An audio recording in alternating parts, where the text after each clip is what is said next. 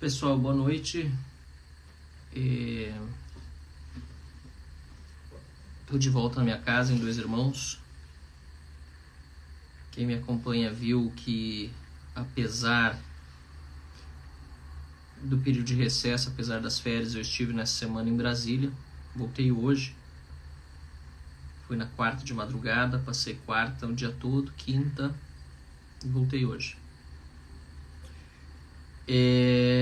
Foi muito difícil eu ontem conseguir articular qualquer coisa para fazer uma live com vocês lá de Brasília sobre o que eu vou dizer agora.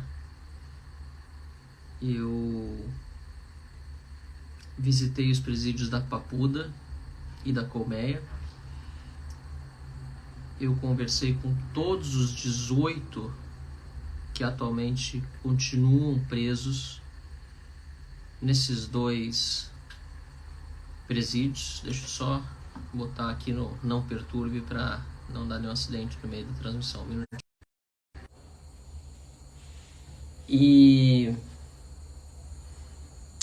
foi muito difícil fazer qualquer live ou articular qualquer coisa ontem, porque eu estava muito impactado com tudo que eu vi, com tudo que eu conversei, com as pessoas que eu encontrei lá. É difícil mesmo, sabe? A Chia, que a Vitória está dizendo 18 pessoas inocentes no meio de banditismo. É isso. E mais do que isso, um dos presos, o Matheus, condenado a 17 anos, ele teve já o trânsito em julgado, infelizmente, do processo dele. A advogada não recorreu, perdeu os prazos, foi lamentável. E ele já está cumprindo a pena junto à massa carcerária, junto aos criminosos comuns. E ele hoje está numa cela, está dividindo uma cela com 3 homicidas, né? 3 condenados por homicídio. E a ala dele tem mais de 60 presos condenados por uma série de crimes. Tem gente ali condenada por estupro, tem gente condenada por latrocínio, por homicídio, tráfico. E o Matheus, que pelo que se viu no processo dele, até a imprensa deu, foi condenado por ter mandado uma mensagem de áudio para a esposa, uma mensagem privada,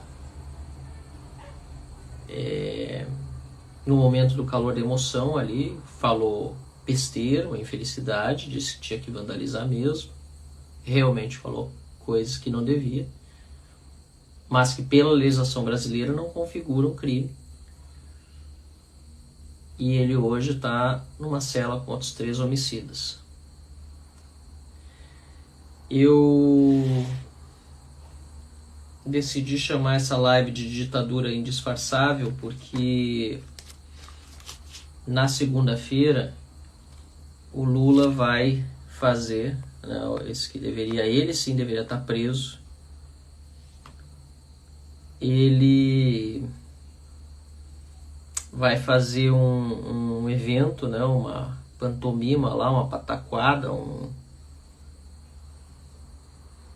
papagaiada, como diria meu colega Sanderson, presidente da Comissão de Segurança, aliás, com ele que eu fui a primeira vez ao presídio da Papuda no ano passado.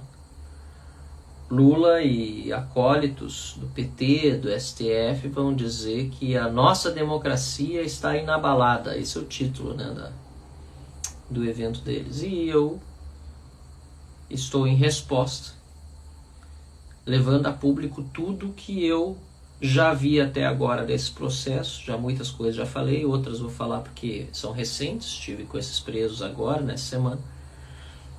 E o que nós vivemos, na verdade, é uma ditadura indisfarçável, escancarada, não tem como disfarçar mais. Nós vivemos numa ditadura total. E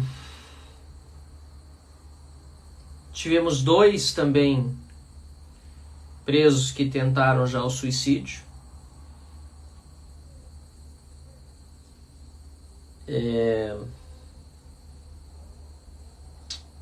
Um deles é o primeiro sobre o qual estou escrevendo um artigo para a Gazeta, que vai sair agora no fim de semana, que é o Claudinei. Ele ficou desesperado com a notícia de que o Alexandre de Moraes tinha condenado ele a 17 anos.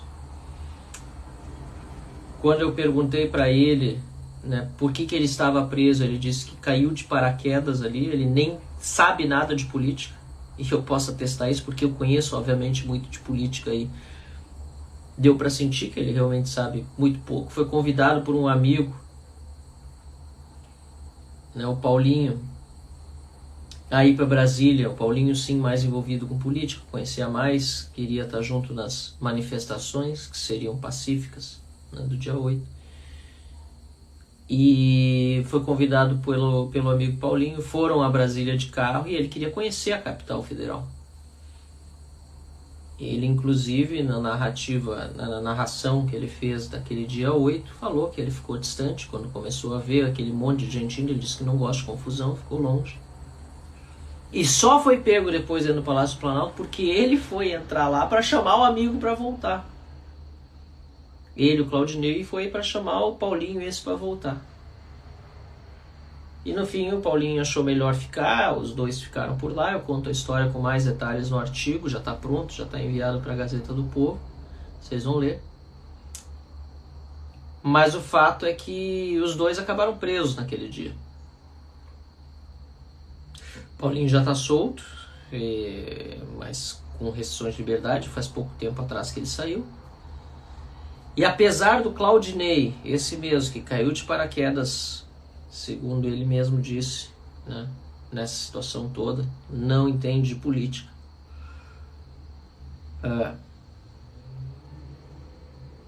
O Claudinei tinha desde outubro um pedido de soltura do Ministério Público, tem ainda, né, que não foi analisado pelo Alexandre de Moraes. Desde outubro. E quando ele viu que o Clesão faleceu, que uma tia querida dele, se não me engano, tia Iraci, tenho tudo anotado aqui no caderno, aliás, as anotações que estão gerando os artigos estão todos aqui. Perdeu o melhor amigo dele também, um dos melhores amigos dele, fora da cadeia, porque, enfim, enquanto estava na cadeia, perdão, porque não tem como ter esse convívio mais. Quando começou a ver que estava perdendo gente querida do lado de fora, ele disse que ele se desesperou, amarrou um lençol no pescoço e, graças à intervenção de uma policial que estava próxima lá, uma policial penitenciária, evitou-se o pior. E em vez de Alexandre de Moraes, depois disso, conceder a liberdade para ele, que já havia sido pedido e continua valendo esse pedido pelo Ministério Público, ele mandou o Claudinei para a colmeia na ala psiquiátrica. Esse é um outro presídio, longe, separado dos demais que foram presos. Ele foi lá para a colmeia, que é onde eu estive ontem. Repito, eu estive 2 dias em Brasília. Primeiro dia, então, fui a Papuda. Estive nos 2 locais lá, tanto no local onde estão todos os presos provisórios juntos, né, os do 8 de janeiro, como na área da massa carcerária comum, onde está o Matheus. Conversei com o Matheus, inclusive algemado, né, mãos atrás, não pude nem lhe dar um aperto de mão, cumprimentá-lo, nada, porque não é possível. Sobre ele também vou escrever o próximo artigo. E depois fui à colmeia falar então com o Claudinei e o Marcos, que são inclusive 2 mineiros, né, que foram transferidos para lá, para a ala psiquiátrica, em virtude desses, se posso dizer, surtos que ambos tiveram. Um tentou de fato atentar contra a própria vida, o Claudinei, e o outro, Marcos, não chegou, a fazer isso, mas desabafou com o médico de que o fato de ele não ter direito a sair durante o período de Natal e Ano Novo, haja visto inclusive que a esposa dele viria dar à luz nesse período, faria ele cometer alguma besteira se acontecesse algo com ela. E isso acabou fazendo que fosse transferido também. São detalhes todos bastante pessoais, é verdade, mas todos me deram expressa autorização para que eu pudesse falar, né, a respeito daquilo que disseram lá, até para levar para fora e tentar reverter a situação, porque uma prisão política se resolve politicamente, se resolve por meio, né, da exposição, da pressão. E é importante que isso esteja sendo dito agora e que eu estou trazendo isso a público agora, porque, repito, dia 8, agora segunda-feira, completa-se 1 ano, tem gente que vai estar 1 ano preso. E enquanto essas pessoas estão lá presas, e outras centenas de pessoas, são mais de 1.000, centenas de pessoas estão com tornozeleira eletrônica em casa, isso só do 8 de janeiro, porque nós temos os outros perseguidos ainda de inquéritos, né, anteriores, gente até no exterior, hoje com passaporte cancelado. Nós temos a juíza Ludmila que deixou claro que ela saiu e hoje é uma asilada, né? Tem asilo político oficial nos Estados Unidos. Eles vão estar comemorando na segunda-feira. E é importante que a gente não deixe essa narrativa da esquerda vencer. A gente precisa falar a verdade, que nós estamos numa ditadura indisfarçável, escancarada. Sabe? E aqui não tem a ver com bolsonarismo, ou com lulismo, né, ou com petismo, que tem a ver com o Estado de Direito, com respeito à Constituição. Eu tenho tentado fazer, inclusive, romper essa bolha, tentar trazer gente que tenha bom senso em todos os aspectos políticos, para não deixar que a gente perca o nosso país, o nosso Brasil, para a tirania.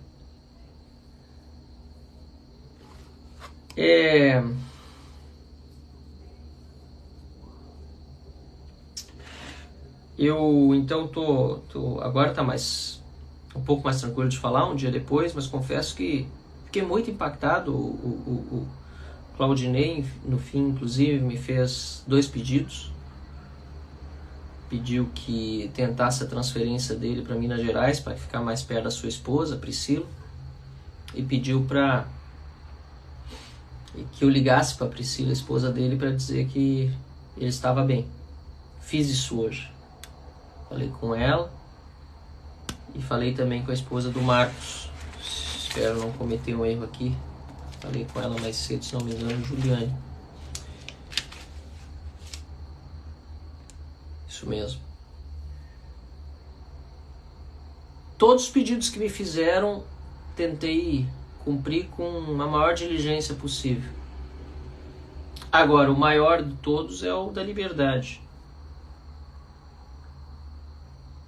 O Matheus, inclusive, que hoje está na mesma cela que outros 3 homicidas, também preciso dizer, disse que, apesar das condenações que os demais têm, está sendo bem tratado. Inclusive um dos seus companheiros de cela, lê a Bíblia junto com ele, se converteu ao cristianismo. Boa notícia, um alento. E no fundo, como eu disse para todos eles, né, Deus que está no controle de tudo. A gente não sabe porque certas coisas acontecem na nossa vida, né?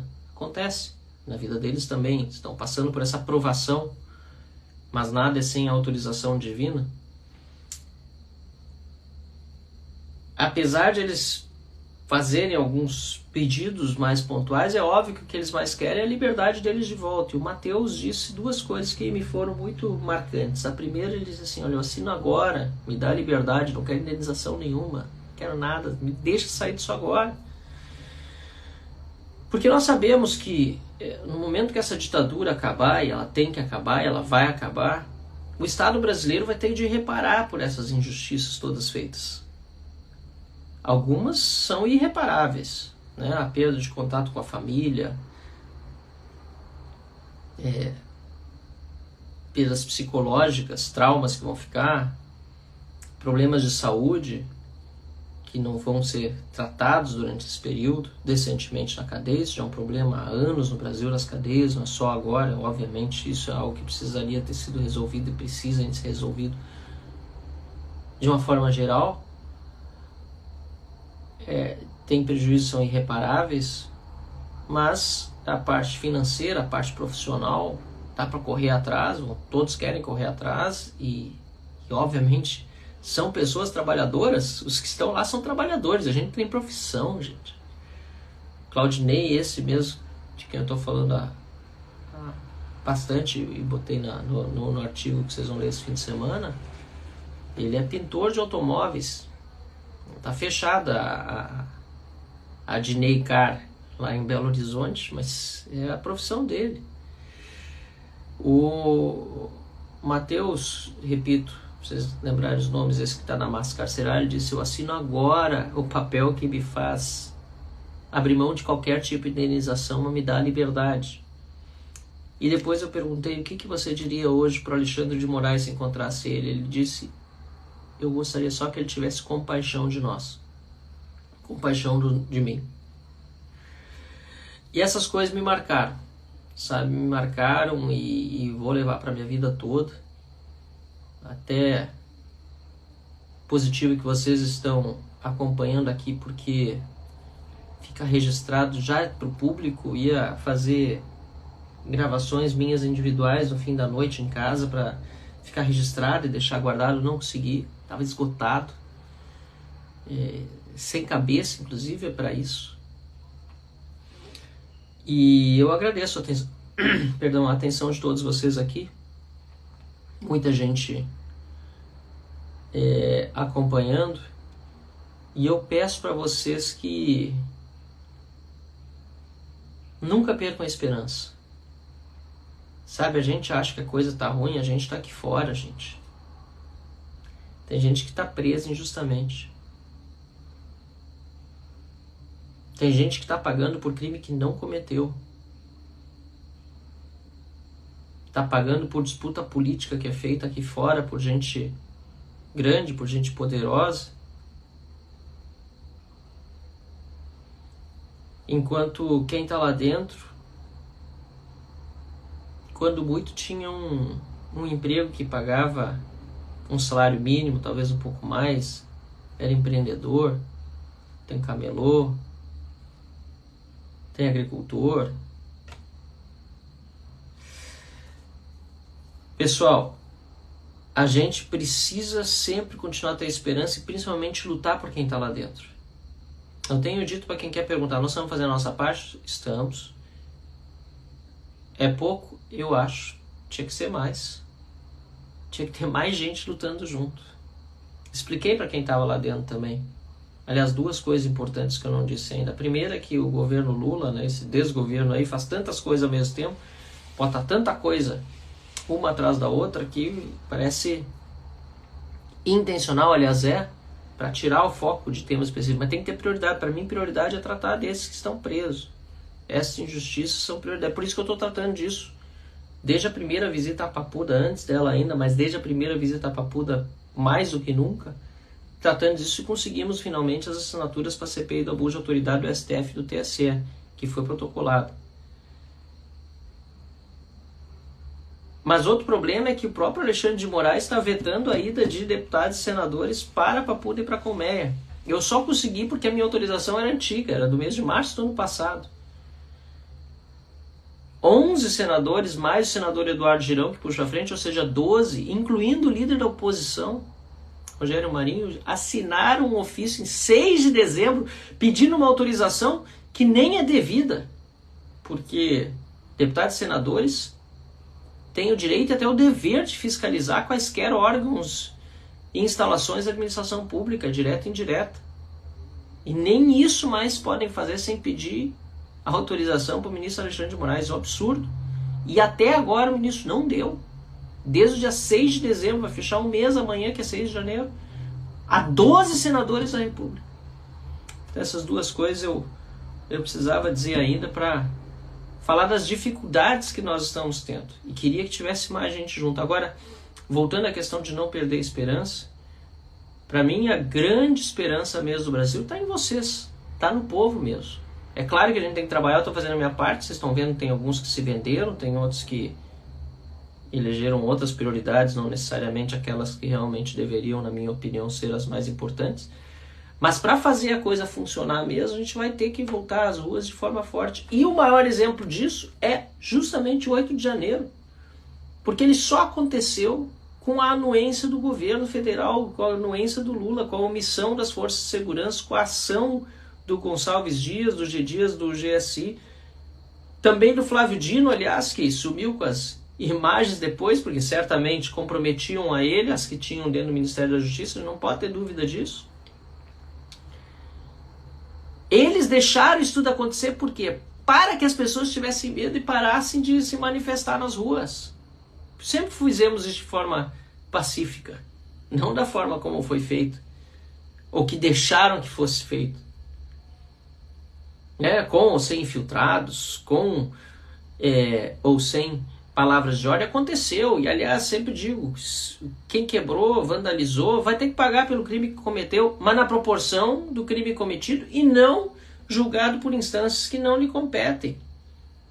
Não é o STF que julga quem deveria estar sendo processado na primeira instância. Então, sem povo na rua não terá mudança no país. Essa é a mensagem principal que eu sempre levo, e para essa live também, que eu intitulei de ditadura indisfarçável. E todas as ditaduras escancaradas do mundo, que mais tem medo justamente é de povo na rua. Tanto é que vão para cima do povo que vai para a rua. Botaram agora vários presos que injustamente, ilegal e inconstitucionalmente estão pagando por crimes que não cometeram. Para quê? Para amedrontar a gente. Para que a gente não vá para a rua. Para que a gente não continue se manifestando. É isso que eles querem. Então, essa é a minha mensagem, pessoal.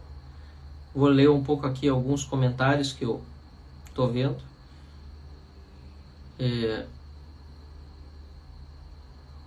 E a gente vai ter que trabalhar muito fortemente para recuperar a nossa democracia.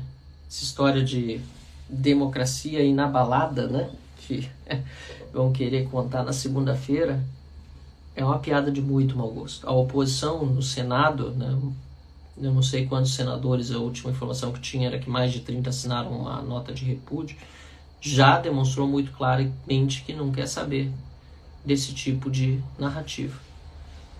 O que nós vivemos não é uma democracia inabalada. A democracia no Brasil já se foi. Nós estamos numa ditadura escancarada. Não dá mais para disfarçar.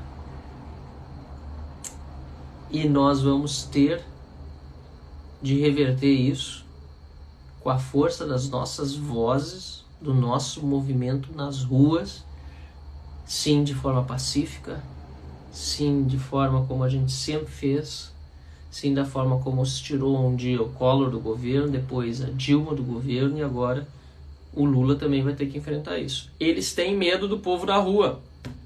Se não tivessem, não tinham feito o que fizeram no 8 de janeiro. Se não tivessem, não estariam comemorando, porque o que estão fazendo é comemorar o que aconteceu no 8 de janeiro no ano passado. Aliás, Alexandre de Moraes agora dizendo que o plano era enforcá-lo. Só por aí, se esse país fosse sério, não fosse uma ditadura, seria o suficiente para ele ser imediatamente retirado dos casos que está processando, que está cuidando, que está julgando, porque ele é vítima, ou potencial vítima. Como é que vai julgar os réus de um crime do qual ele é potencial vítima? Isso não existe numa democracia. Isso não existe num Estado de Direito. O que o Alexandre de Moraes acabou de confessar é que ele está sendo um ditador. Ele confessou que ele é tirano, porque quando ele diz que havia um plano para enforcá-lo e que ele está responsável agora por esses processos todos dessas pessoas que supostamente tinham como um de seus planos enforcá-lo, ele está assumindo que ele é um tirano, porque se ele é potencial vítima declarada e está processando e julgando essas pessoas, ele está sendo um ditador com poder concentrado unicamente nas suas mãos.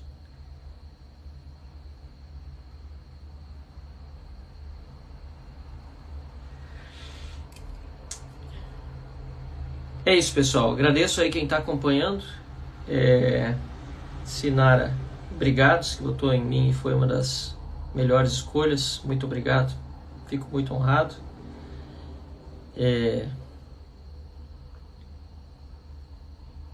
Enfim.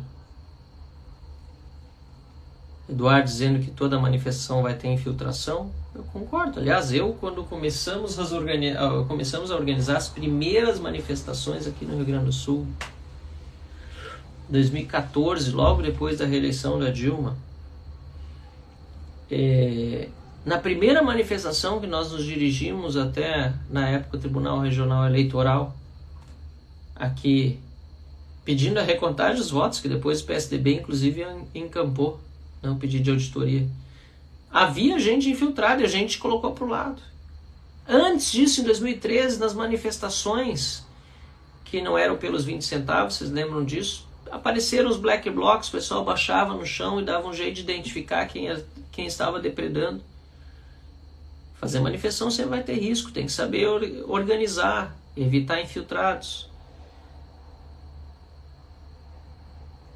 A esquerda vai tentar fazer agora lá no Milei, na Argentina, infiltrados cubanos, venezuelanos, confirmados, agitando lá, como fizeram no Chile, naquelas discussões de alguns anos agora atrás sobre as reformas constitucionais. A esquerda é assim. Isso não pode nos paralisar. O medo não pode nos paralisar, o receio, a preocupação de que algo de errado pode acontecer. Não, tem que nos dar coragem de enfrentar.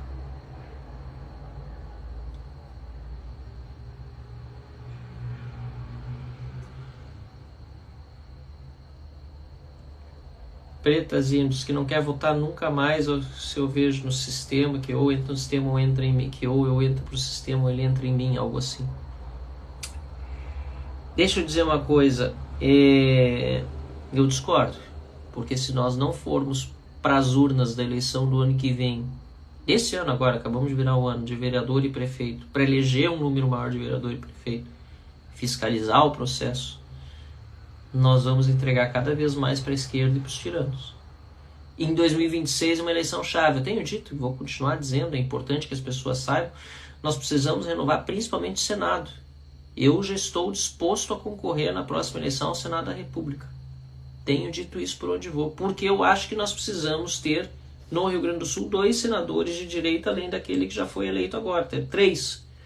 Não ter mais gente de esquerda lá. Já teve uma renovação boa na primeira leva agora em 2022 e na próxima são 2/3 do Senado que vão ser renovados. Nós temos que trabalhar para eleger melhores senadores e melhores deputados.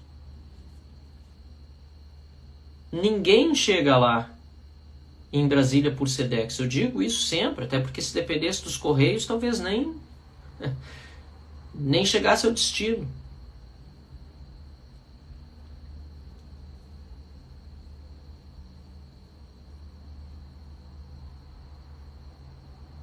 Assim como o Lira e o Pacheco não chegaram a presidente das casas sem o apoio dos seus colegas. Eu fui candidato a presidente da Câmara, tive 19 votos. Tentei conseguir mais votos na direita, fui de última hora, é verdade, 2 dias antes da eleição me lancei, até porque nós tínhamos expectativa de outro candidato anteriormente, que concorreria à presidência, era do PL, inclusive, desistiu, em cima da hora eu concorri. Mas é importante lembrar que o Lira, que bom que muitos se arrependeram agora, no voto dele para presidente da Câmara, agora, nessa última, em 2023, quando ele se reelegeu, né? Não pode a reeleição dele no mesmo mandato, mas pode quando muda de mandato. Mas o Lira já tinha sido o cara que enterrou o voto impresso, manteve o Daniel Silveira na cadeia. Foi ele que foi atrás dos votos para essas duas pautas. Tanto para o Daniel ficar na cadeia, para agradar o STF, como para enterrar o voto impresso, também para agradar o STF. Como também ele não deixou andar a comissão especial da volta da prisão após condenação em segunda instância, que podia mandar o Lula de volta para a cadeia. E tantos outros corruptos que agora estão sendo, inclusive, indenizados, né, de volta pelo Estado. Aí, a JBS agora não vai precisar pagar os 10 bilhões de acordo. Isso é um absurdo. Mas o Lira já era esse Lira no início do ano passado, quando ele obteve os 464 votos, com apoio do pessoal do Bolsonaro e com o pessoal do Lula. Eu concorri, tive apoio de vários apoiadores também, deputados do Bolsonaro, outros independentes. Eu sou muito grato aos 19 votos que tive, repito, foi de última hora. Mas a gente tem que se organizar na Câmara dos Deputados como oposição para ter uma candidatura, não precisa ser a minha, aliás, provavelmente nem será. Que tem uma aderência maior do que os 19 votos que eu tive e tenha condições de vencer a eleição, porque a presidência da Câmara dos Deputados e a presidência do Senado, esses dois cargos, são os mais importantes do Brasil.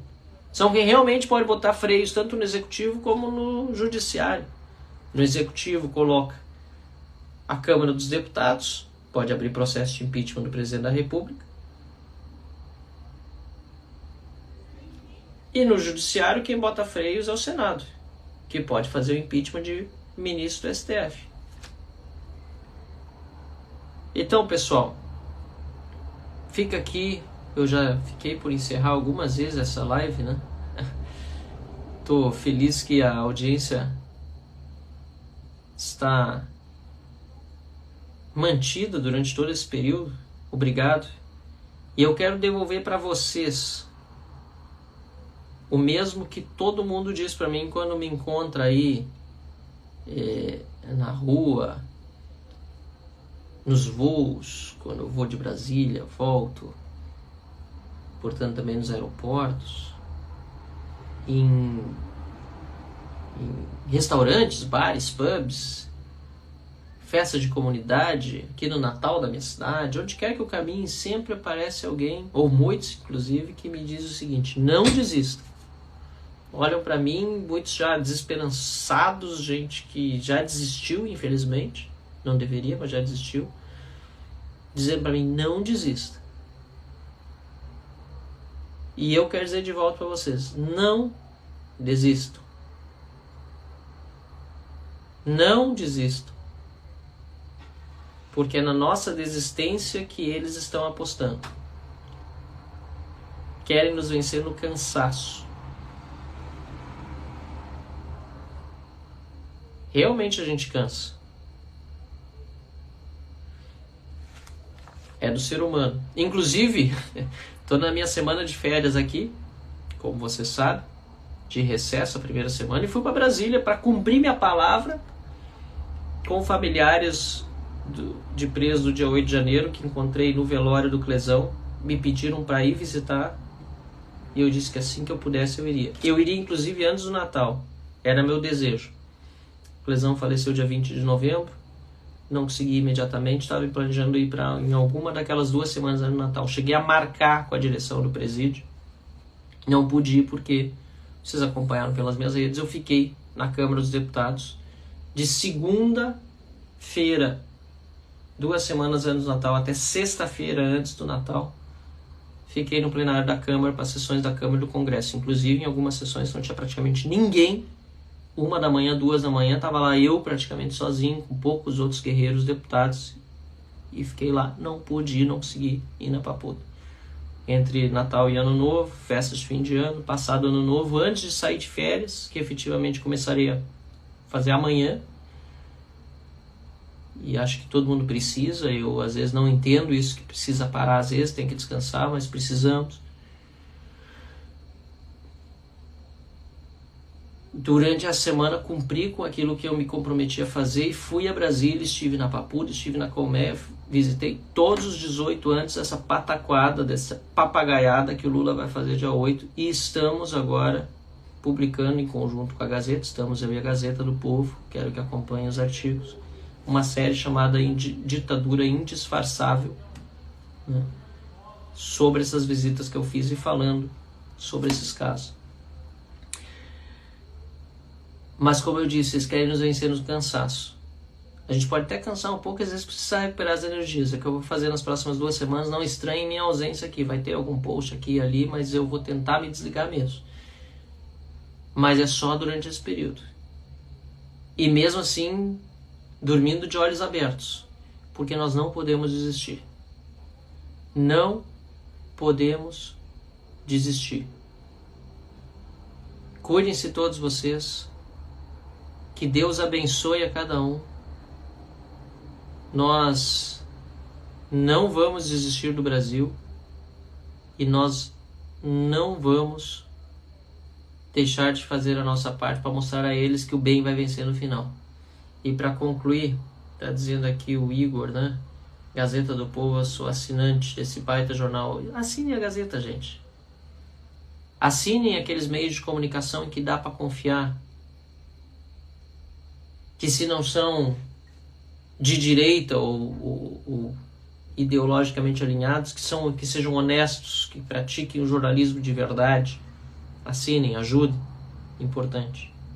Importante, não vou deixar de reconhecer que a Gazeta do Povo, por exemplo, está me dando um espaço ao longo desse ano todo, um espaço valiosíssimo para que eu publicasse as minhas opiniões. Toda semana vocês veem nas minhas redes um trecho. Só tem acesso ao artigo inteiro quem assina a Gazeta, tá certo isso. Para que você tenha... para que você ajude a financiar esse meio. Então é importante que você faça isso. Ajude este e outros meios de comunicação e pessoas que precisam do seu suporte financeiro para continuar fazendo um trabalho sério, honesto, íntegro, inteligente. Mas para concluir, pessoal, vamos em frente. Como diz aqui a Mara, né? É isso. Deus conosco. E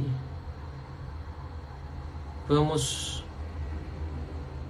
salvar essa nossa finada democracia. Ou melhor, vamos ressuscitá-la, porque ela já não existe.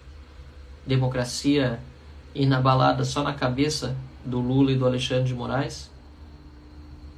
Usam da democracia, atacam ela hipocritamente, dizendo que a defende. Mas quem é verdadeiramente democrata já sabe o que está acontecendo no Brasil e também sabe que depende de si, ou seja, de cada um de vocês, de mim e de cada um de vocês, recuperar o nosso país. Eu não quero viver em outro país, eu quero viver em outro Brasil. Esse slogan está mais atual do que nunca. Olha só, passei a usá-lo lá atrás, em 2013, quando eu voltei para o Brasil para concorrer a deputado estadual, morava 2 anos fora. Está mais atual do que nunca e ele vai ser colocado em prática. Com certeza, Deus vai nos ajudar com isso. Nada foge do seu controle. Quem está sofrendo nesse momento injustamente, quem está lá na Papuda, quem está na colmeia ainda, quem está com tornozeleira eletrônica em casa, quem está com bens bloqueados, quem está com redes censuradas, quem está com passaporte retido, todos vocês podem ter certeza que isso um dia vai acabar. E quanto mais nós trabalharmos, mais cedo esse dia virá. Um abraço, pessoal. Boa noite. Muito obrigado a cada um de vocês. Me orgulho demais. Valeu. Tchau, tchau.